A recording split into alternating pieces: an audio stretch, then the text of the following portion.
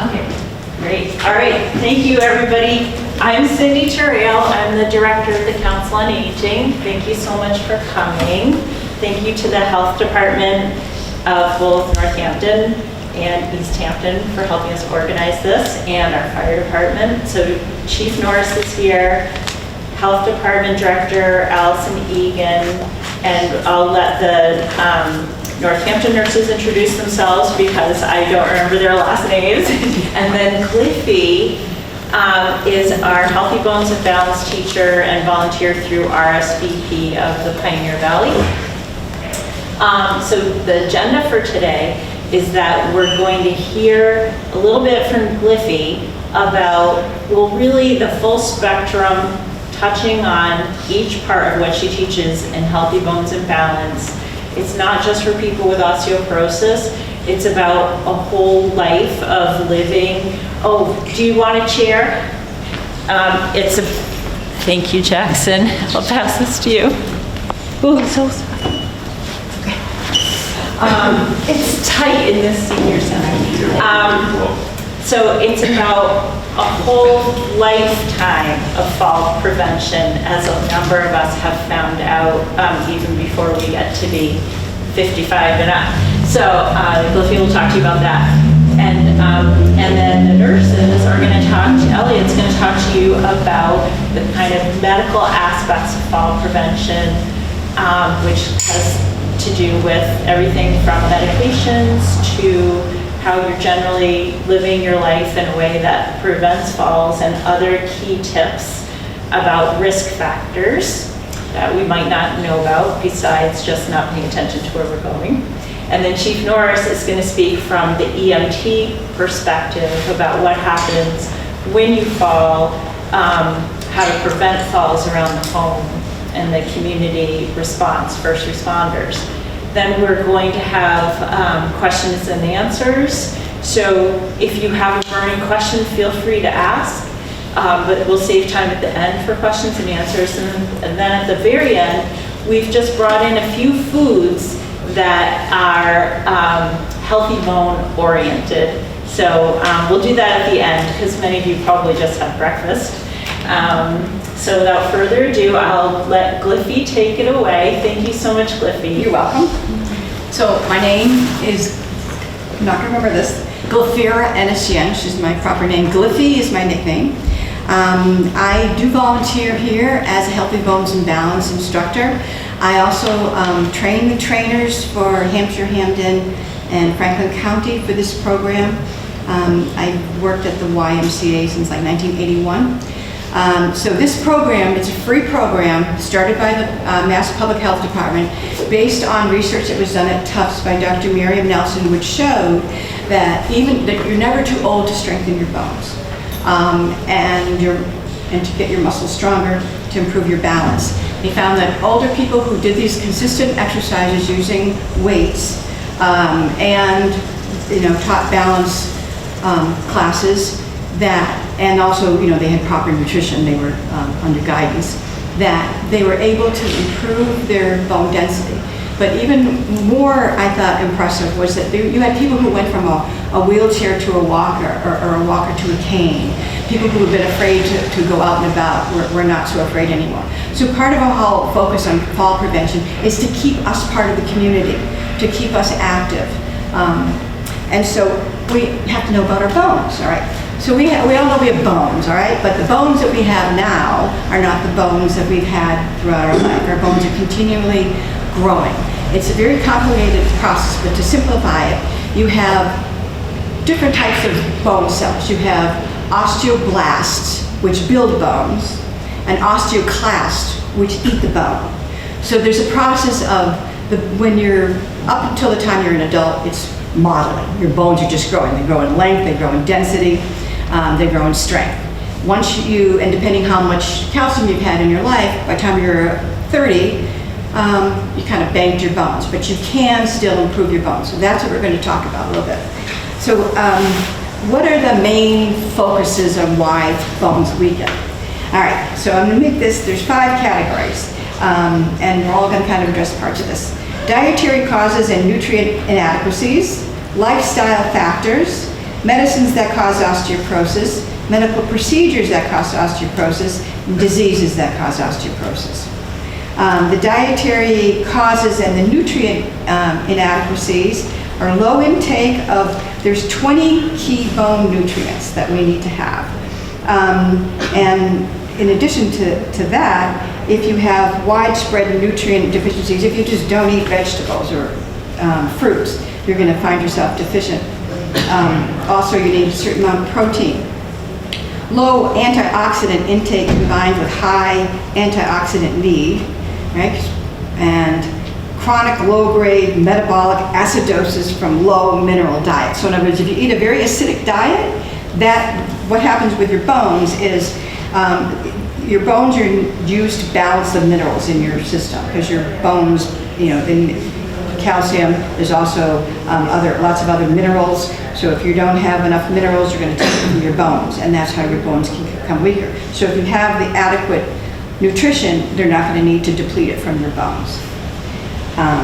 And so the problem becomes when you're breaking down more bone than you're building. All right. Part of building up that bone is doing those exercises. Again, I'm going to simplify this. So when your muscles move and they kind of send messages to your brains to build your bones, the process works together. There's been a lot of research that's been done on this, and they found that impact. Now, you don't want to have an older person jump off a table for impact, okay? But you can't stop your feet, all right? So they found that even stopping your feet is good. So that impact, even when it's a small impact. Now, for the classes that we have here, what we use for stress is either playground balls, hand weights, and ankle weights. So I'm going to show you some of the exercises that we do that have been proven to help your balance, because you're strengthening your bones. So the Healthy Bones and Balance class provides the equipment for these programs, and they also provide the training for the leaders. Anybody can become a leader as long as you're 55 and older, and there's trainings that go on a regular basis. So, start with these stress balls. So what's been shown is that, can you see me still? Is that by improving your grip strength, you reduce your risk for falls. All right? Think about that. When you're falling, if you need to grab on something, if you don't have the grip strength to grab onto it, that's not going to help you. Another thing is, when you don't have a lot of grip strength, you drop things. And when you drop things, then there's a risk of what happens when you go to pick it up. So you can improve your grip strength. You don't have to have one of these little RSVP balls. If you go to any kind of a health fair, they give you little things like this. So pick it up. Now, you grip strength, power grip, just by grabbing a ball. All right. However, if you're at home and you don't have one of these balls, I'm pretty sure that you have a pair of socks. So if you just ball up a pair of socks, I'm gonna find my socks. All right, you just ball up a pair of socks, do the same thing. So just, when you're wrapping your sock up, and just give it a good squish, squish, squish. You drop it, nothing's gonna happen, except you pick up the sock.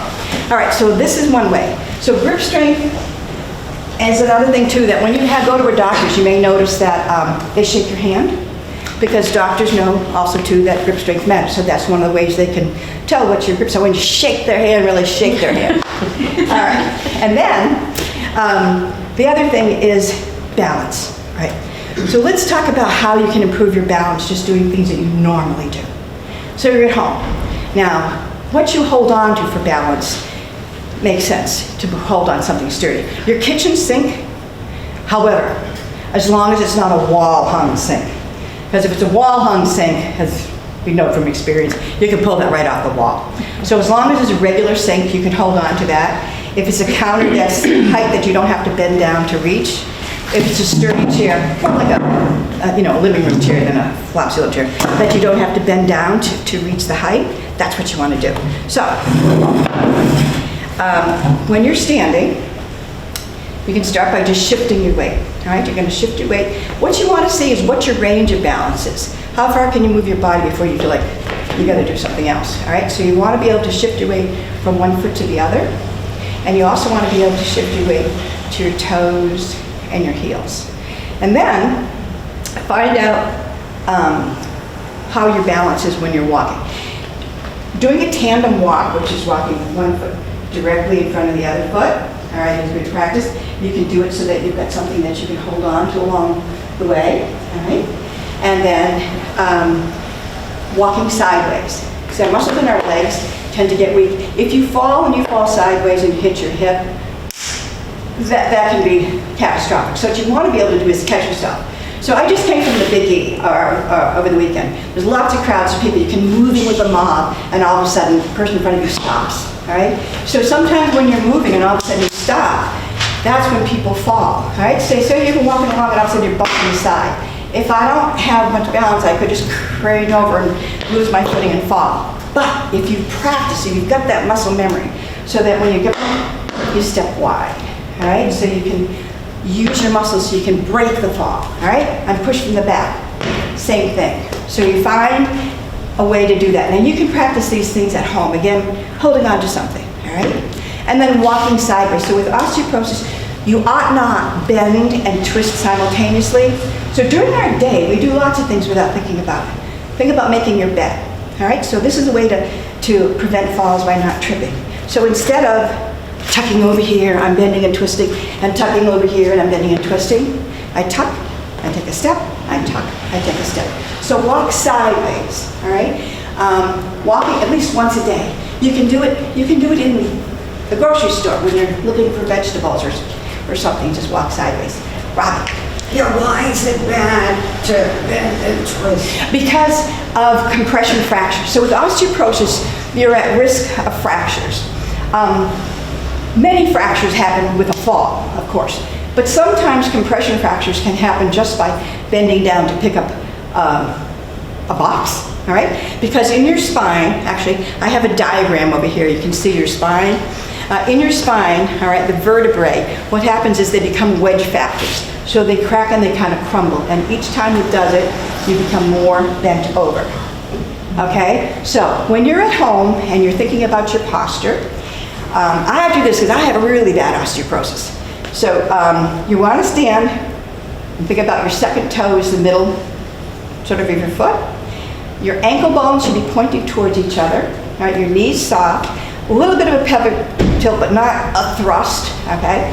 Your shoulders are back. And here's where, if you have, to be concerned about your posture, you want to think about sort of lifting your chest and your shoulders back. So it's not slumping forward and putting your shoulders back.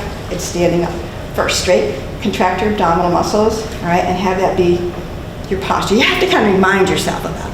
All right, and then the other part of fall prevention is during the winter time. So how do you take care of things in the winter time? For one thing, when you're walking, I'm sure from the fire department, they've seen so many falls. I'm a retired outreach worker, so I helped a lot of people who were at risk of falling.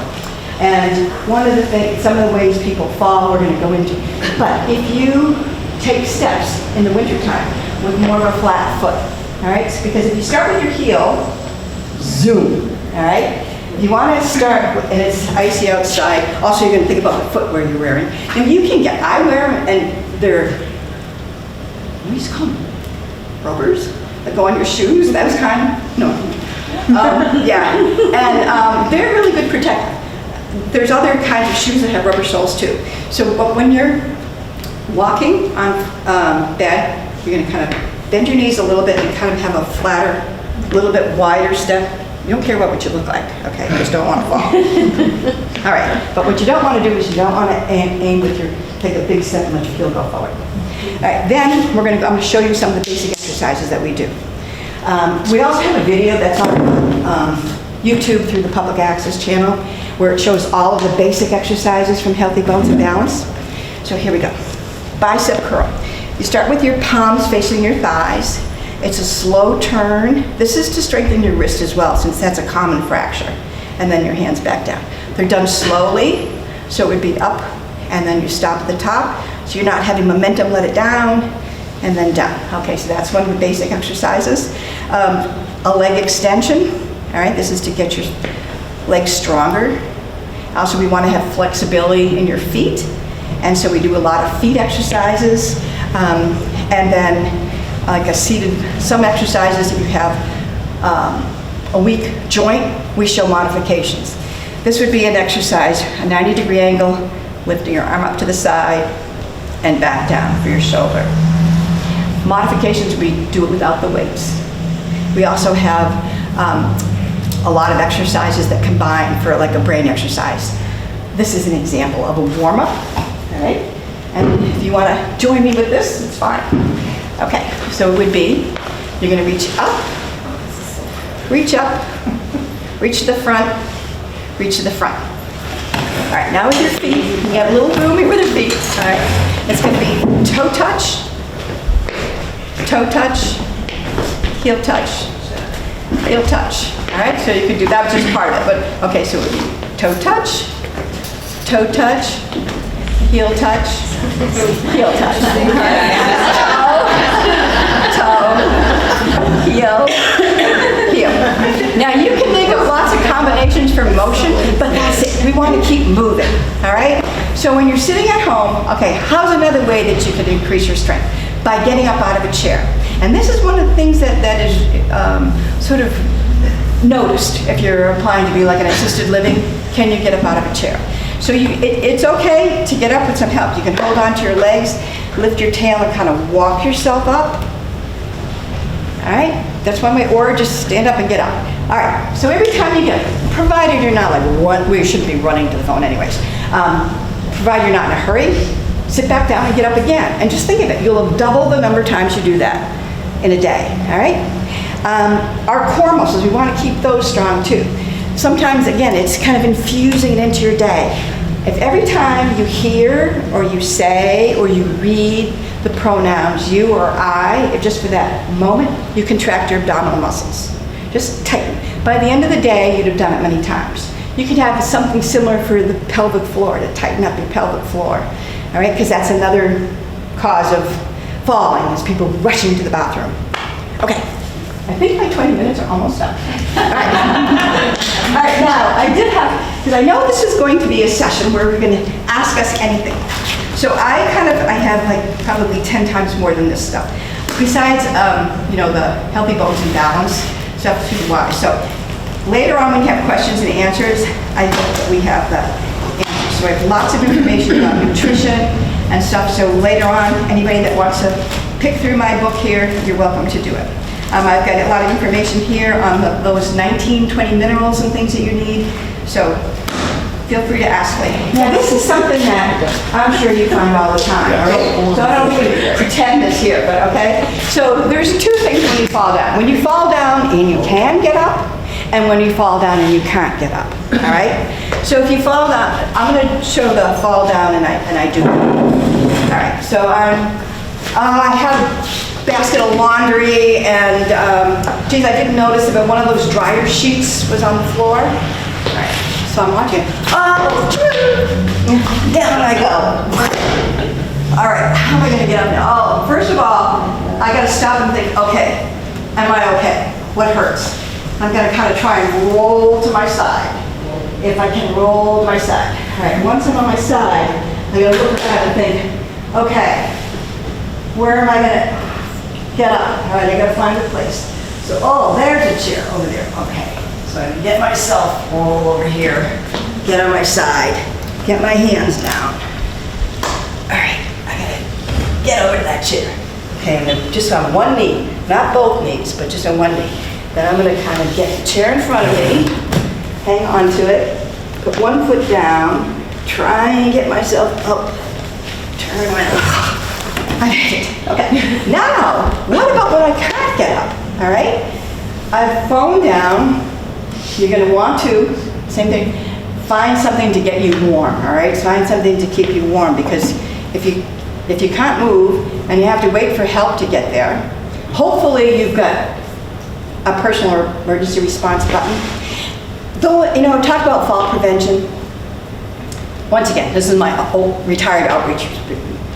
A personal emergency response button. So many people say, oh, I don't need that. But it's the relief that it gives your family and people that love you to know that if you do fall, you can push that button and you can get help, that you won't be that person who laid on the floor for 3 days. So think about that, even if it's your pride, think about getting something that's going to actually help you. Yes? Is there a fee? I mean, I always thought there was a fee to have that. Well, it depends. I think the outreach workers here can give you more information about that. But then again, sometimes when your family members, if you're the person that they think doesn't want anything or has everything they need, that can be a nice gift. All right? They have wristwands? Yes. They do. They do. They have different kinds. They have some that have GPS and, different things. So, yes. But it's, the sort of thing that nobody likes to think that you're not able to do things. I myself have been sick enough that I've had one of those, but I don't need more. So just because you get it doesn't necessarily mean you have to have it for the rest of your life. Yes. You were starting to say if you were down to get warm, was there more to that list? Yes, you would want to be able to bring yourself over and find something that you could pull on. Like maybe the blanket over there or something that you can cover yourself. It doesn't have, it can be tablecloth. It could be something that you could just cover yourself with a little bit. And then, again, hopefully you have a phone that you can contact somebody to come and get you. You don't have to be the person who's throwing something through your windows or something. And just to add something onto that last piece about what to do if you do fall, if you are on the ground and you can't get up, if you're able to move yourself even just a little bit, you can really save yourself from some health effects. Because when you're on the ground, if you're compressing one particular part of your body for hours and hours, that tissue is going to start to die because not enough blood can get to it. So if you can even just move little bits, if it's safe, if you don't feel like anything's broken, that can be very helpful. So before I get started, you today are hearing a ton of information. And I know for me, I come to things like this and I walk away and I remember maybe a third of it. And so something that's really great that's available online from the CDC is called My Mobility Plan. So if you just search My Mobility Plan CDC, this will come up. And it's actually a checklist that will go over a lot of what we're going to talk about. And it kind of has how to keep yourself healthy, how to prepare your home. And I feel like having a checklist, for me at least, helps me remember things. Because when you're just hearing it, you forget all the pieces. At least I do. So this is a really great resource if you're interested when you go home.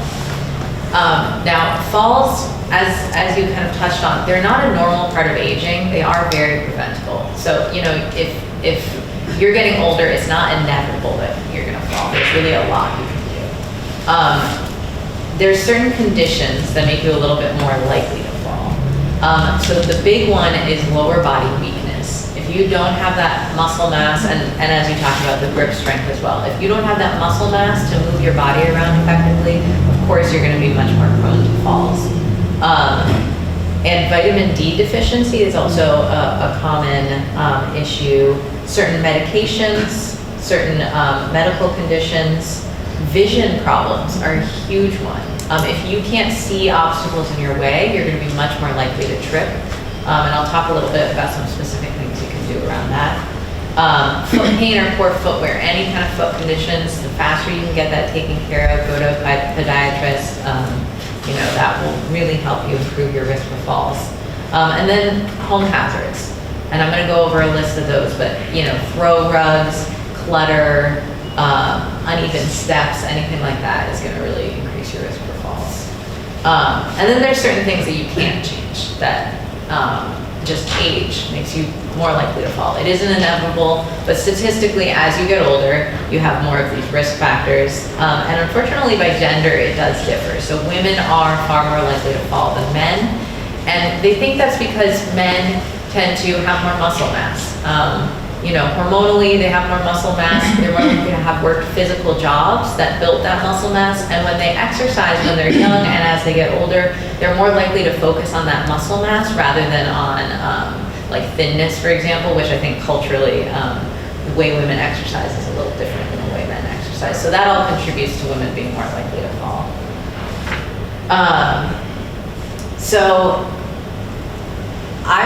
I previously worked in a hospital and I worked with a lot of older folks. And I would say that the number one thing that made people likely to fall is an infection. A UTI, pneumonia, any kind of infection, because you get dizzy, you get weaker, Sometimes as you get older, those infections can cause you to become confused. It's very different from dementia. It's just a temporary thing when your body's fighting an infection. You know, it's more likely that older people will get more confused. And then of course, things like hypoglycemia. So if you're diabetic, keeping control of your blood sugar can really help you improve falls. Because again, you get dizzy if your blood sugar gets low. And so the good news is that, you know, some of these conditions, if you can keep them well controlled, you're gonna really prevent those falls. So if, you know, the first signs of infection, you contact your doctor. You know, the first signs of diabetes, or, you know, if you know your blood sugar is a little bit out of whack, you make sure that you're getting that medical care, and vision problems, of course, getting prompt medical care. So that all is very preventable. It's really important that even if you think a condition has nothing to do with falls, a lot of times, you know, these other conditions will really, really make you prone to falls. And then, of course, there's chronic health conditions. So those are sort of the short-term health conditions that will make you a little more likely to fall. Some chronic conditions will also make you more likely to fall. So Parkinson's, for obvious reasons, you know, it affects your movement, it affects your balance. Arthritis can cause a lot of stiffness and pain. Any kind of blood pressure issues, either hypertension or hypotension, so high or low blood pressure.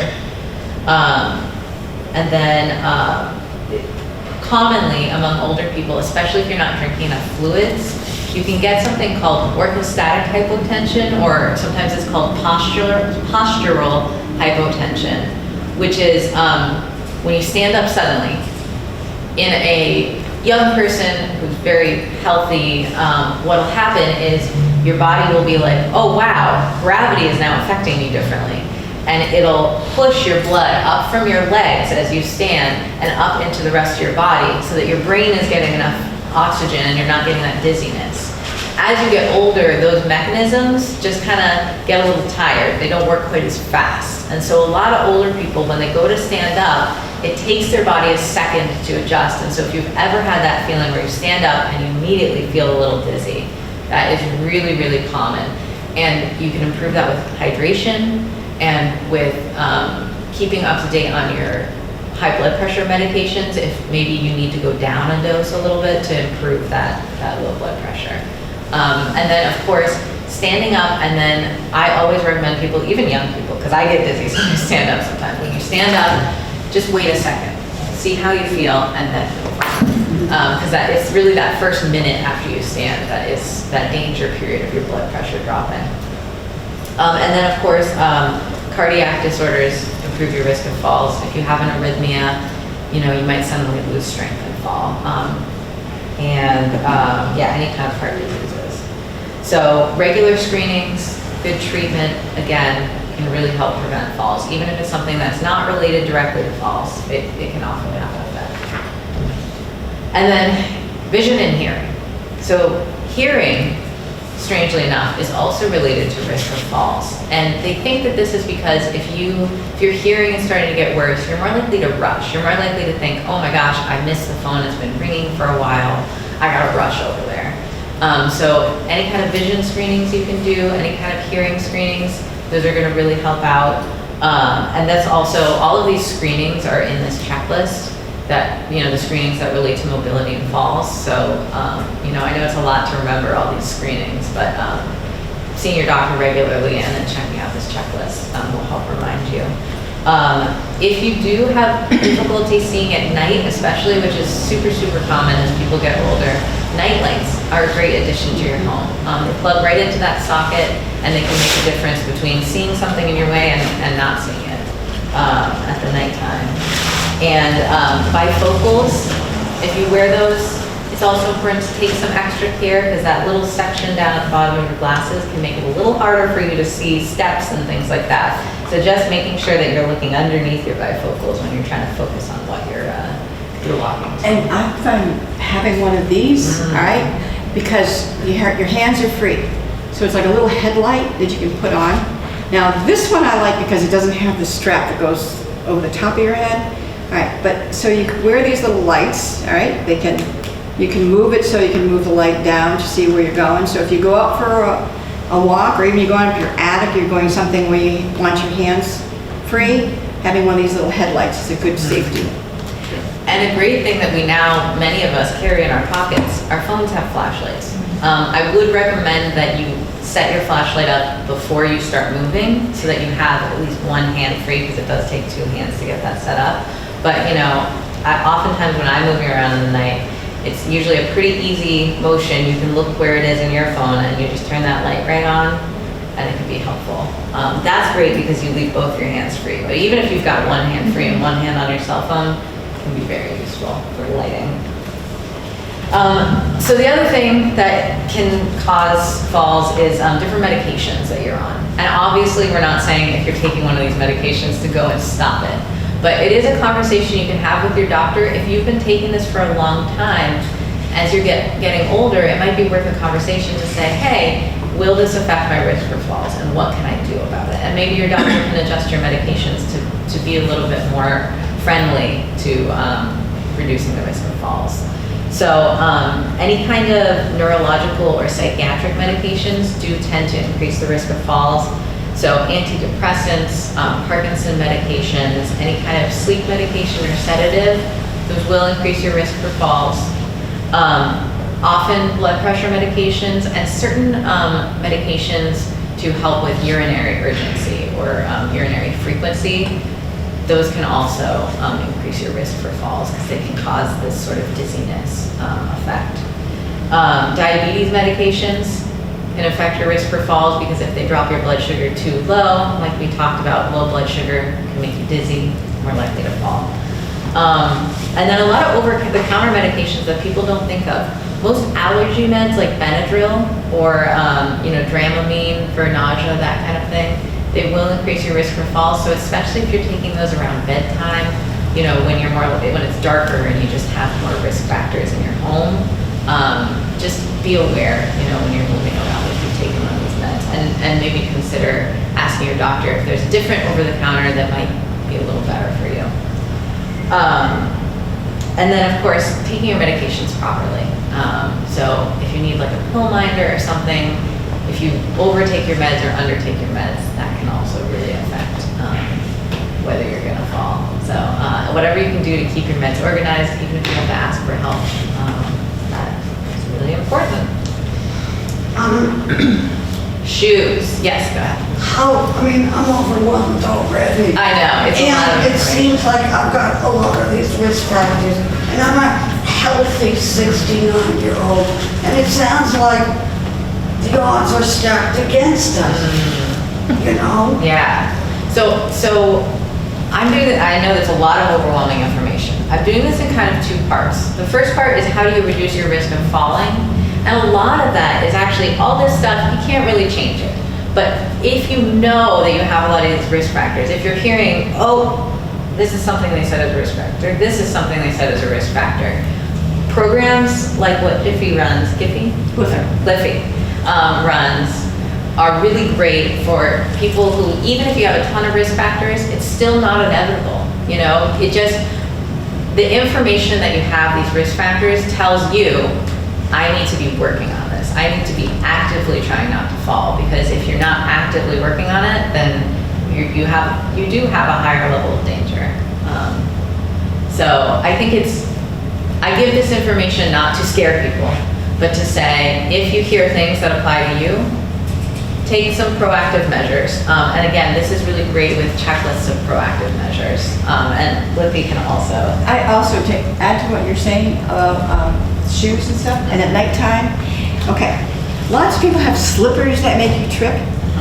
These are like water walkers. I got these across the street at the drugstore. They were like $10, and then I think there was 30% off or something. But they have like a really good traction. They slip on. There's other kinds or whatever, but it's a good way to have secure. You can slip them on, with your eyes closed, and they're another way to help prevent falling. You can also, they're suitable, like you go out to get the paper or something like this, where you can go outside and come back in. So something to think about if you talk about what your footwear, not just your footwear that you wear out and about, but what you wear at home. Absolutely. Elliot, before you go into footwear, just real quick, because this happened to me me when I got diagnosed with osteoporosis and I was told, don't do anything too fast or risky just yet. I had a moment where I was taking a walk in the woods and I was really afraid. And I was like, wait, should I be doing this?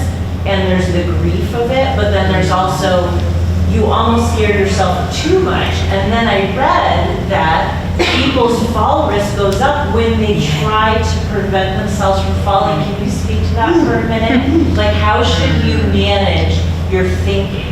Yeah. I mean, the fear and anxiety that makes people do less is a huge risk factor. And especially we see this after a first fall. People's physical condition can deteriorate really fast because it's such a traumatic experience that they are afraid to do anything. So, we want to equip you with what you need to feel less fear. So, you've got all these risk factors, but shoes, footwear, exercise, diet, any kind of assistive devices you need, which I'm going to talk about in a little bit. These are all things you can do, and the more you layer these protections, the less afraid you have to be. The more you can layer exercise, shoes, each of these things. I almost think of it, I know we've all gotten tired of talking about COVID, but with COVID, you've got your mask, you've got opening a window, you've got social distancing, you've got people staying home if they're sick, and each of those layers gives you more and more protection. It's kind of similar with this, that everything you do is another layer of protection. So that's another layer of anxiety that you don't need to have. It's hard though, it is. And so the thing with shoes, you really want to avoid any kind of heels. You want your shoes to be as flat as possible. Shoes that are loose or that don't have any kind of straps or buckles. So unfortunately, the slippers with no backs, not always, like you said, a good choice. Even if you can get like something with the Crocs that have a little strap in the back. I know people have mixed feelings about Crocs, but anything with a strap in the back can be really helpful. And then shoes with smooth soles increase the risk for falls. So anything with that, like you showed, with a little bit of texture to those soles is really helpful. Can you address I think you might have just said it, but I missed it, the spiky things you wear on the bottom of your shoes? Yeah, I know some are better than others, and sometimes they're hard to put on and take off, and what's the best way to approach that? Yeah, so those are tricky because if you're walking on snow and ice, they really, really help your balance. But as soon as you transition being on a clear sidewalk, they can actually make it a little more slippery. And so I would say those, just know where you're gonna be aware of your surroundings. And I use those religiously when I'm out on a hike or if I'm on my road, which doesn't have any sidewalks, and so it's always a little bit careful going. I wear those religiously. If I know I'm gonna be on sidewalks, on places that might be like a hard surface, those aren't always the best choice. You kind of have to know where you're going. And then one big thing is assistive devices. I see many of you have your assistive devices with you, so anything like a cane or a walker, really helpful. It's also important that your cane and walker are the appropriate size and type. And so something that you can do is, if you are concerned about falls, if you are going to start using a cane, before you rush out and buy one, something you can do is ask your doctor for a referral to a physical therapist. And physical therapists or occupational therapists, your doctor will decide which one to send you to based on your needs, can help fit the device. They can often get it covered by insurance, so you don't have to pay out of pocket. And they'll be able to tell you what type is the best for you. So when you're starting out with a cane, you can usually get one of the ones that are essentially like over the counter with a handle and then, a shaft, and then there's a little section at the bottom. For people who need a little more assistance with balance, they'll suggest they have ones that instead of just the one little thing touching the floor, they've got 4 different legs.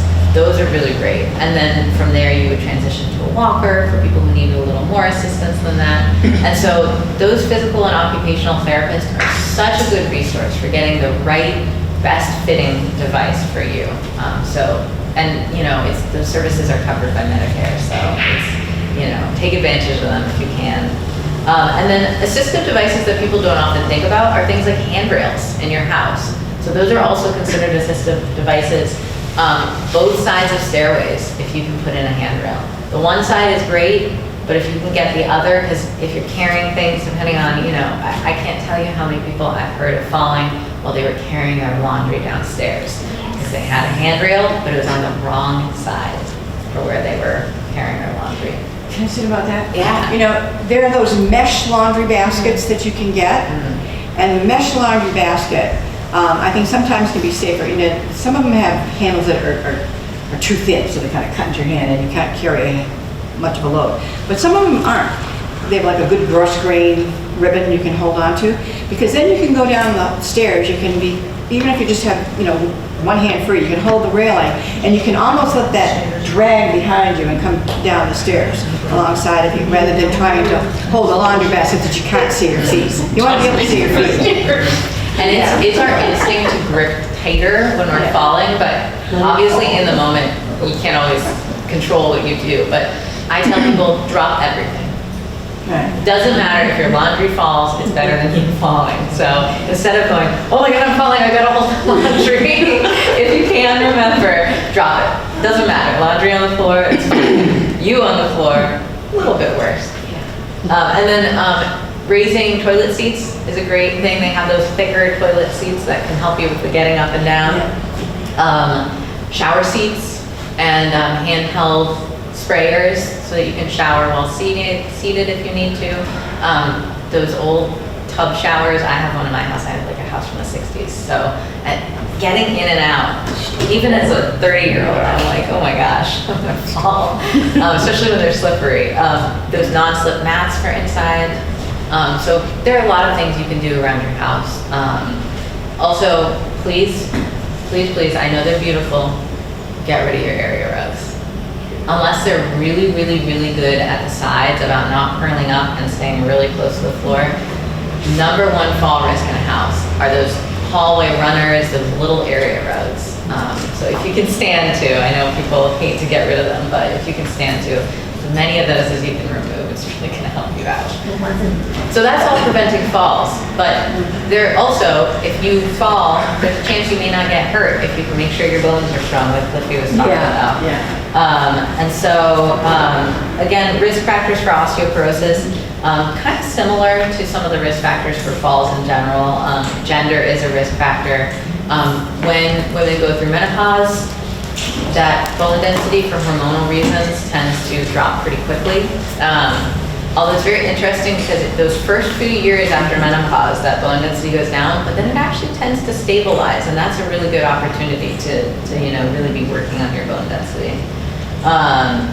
Age, your bone density is just going to go down as you age. If you have a family member, like your mother or father, who had osteoporosis, unfortunately you are at higher risk. But there's a lot of things you can do. Increasing calcium consumption is great. And if at all possible, you want to do that through your foods rather than supplements. Calcium supplements have actually not been shown to decrease the risk of injury after falls. Calcium in your diet does. So as much as you can get it in your diet. Vitamin D, we don't get enough of it in our cold winters.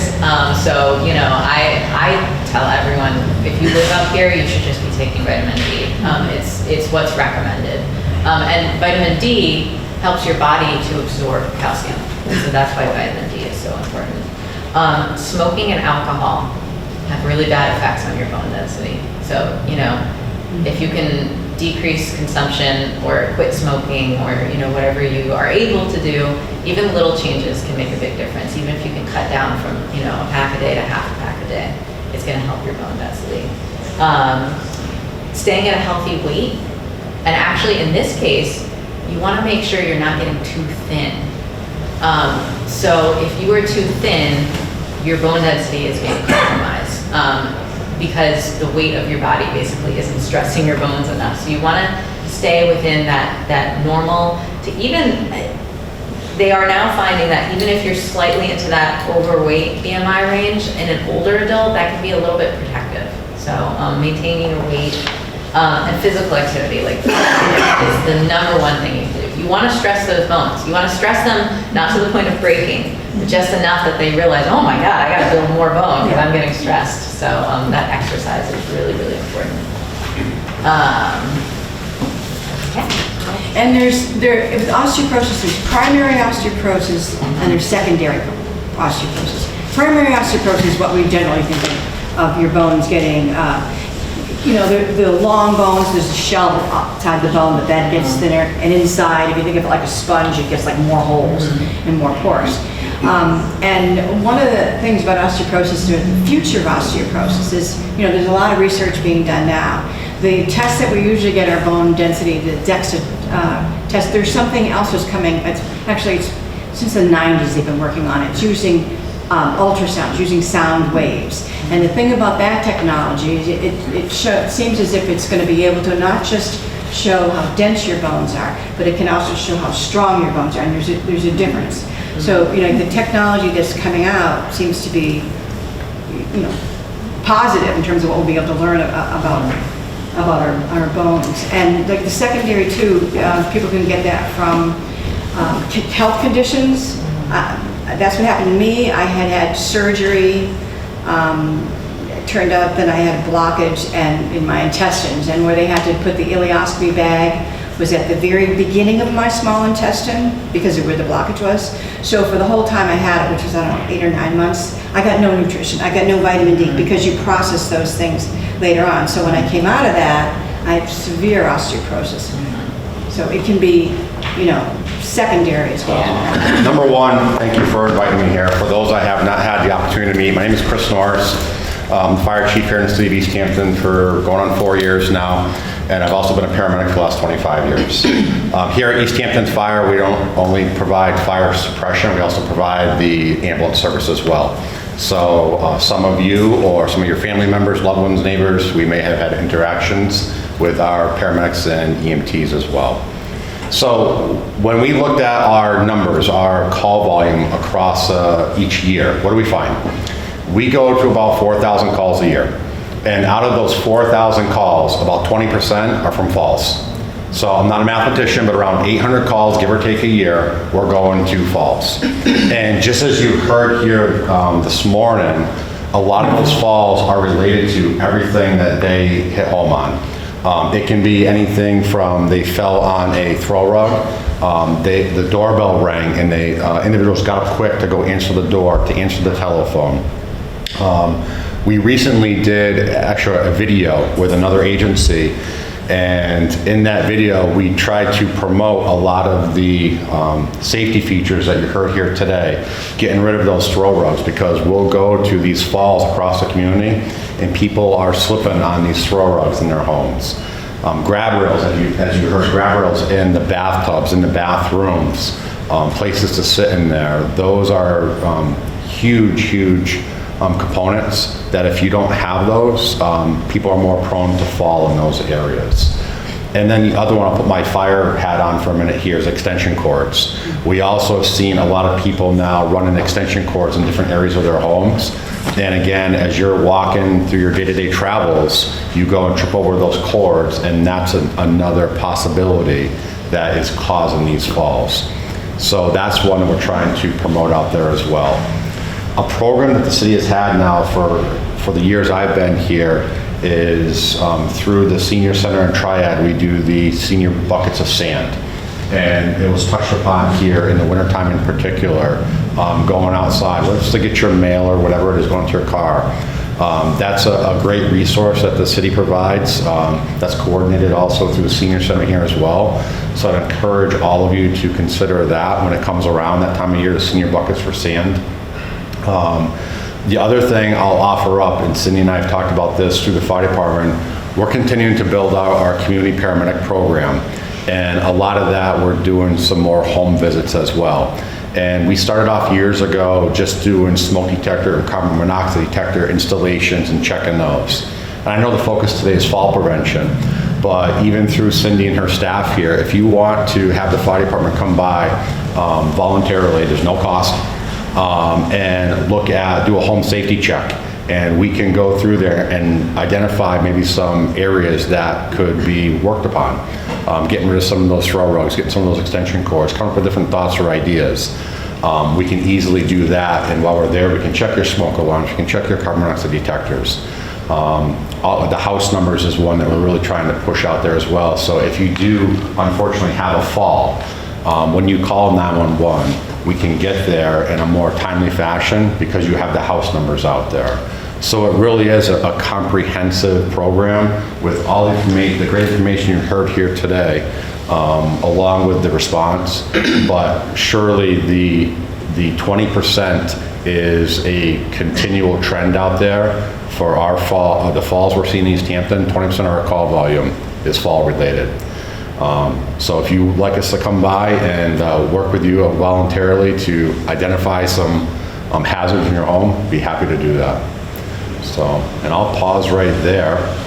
Yes? Chief, what happens if you fall? How do you know you should call 911? So great question. Number one, if you fall, call 911. A lot of times for these falls, even though we respond, an ambulance will respond, 2 people will come, and we'll make sure that we'll help you get up, number one. And you may not have the ability to get up. As you saw here, some great resources and thoughts to get yourself up on your own if possible. If not, we'll come there and assist you to get up.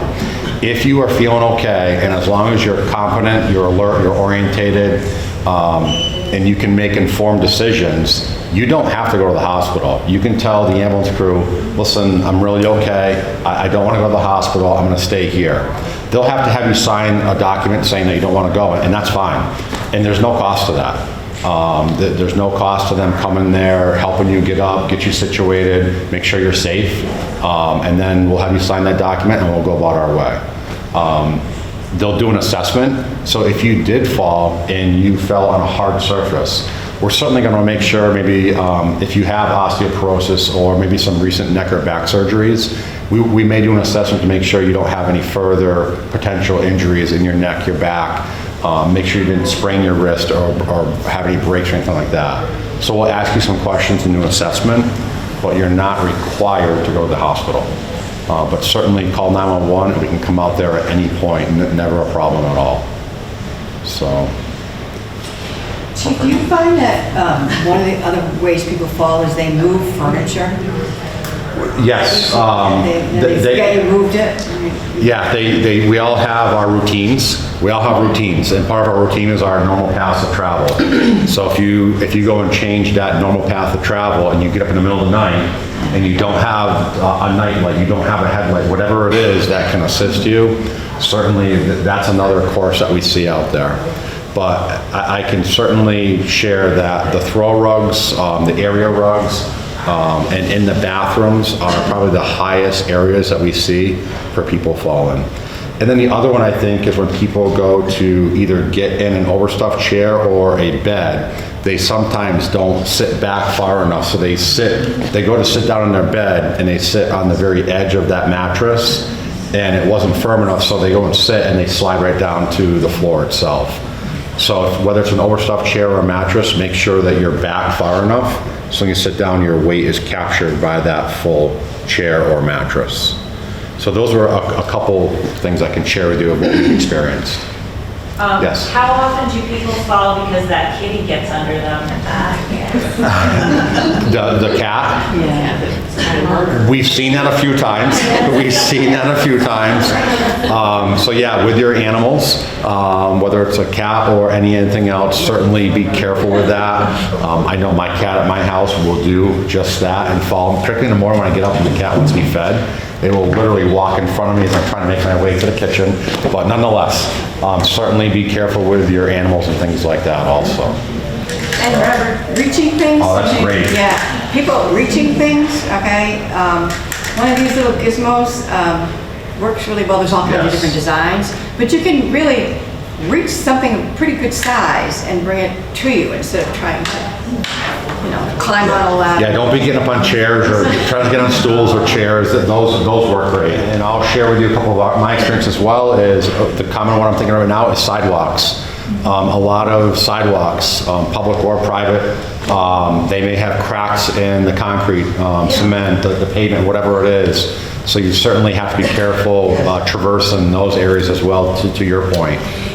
And also, the height of the curbs is different. So when you're walking, before you step off the curb, just look, just see, is this a short curb, a long curb? Even sometimes, not that it's a bigger curb, sometimes even less of a curb, you stumble, so be able to catch yourself from Well, and that's also a great moment to maybe have something like a cane. There are people who think, oh, well, I don't need a cane because sometimes I move around fine.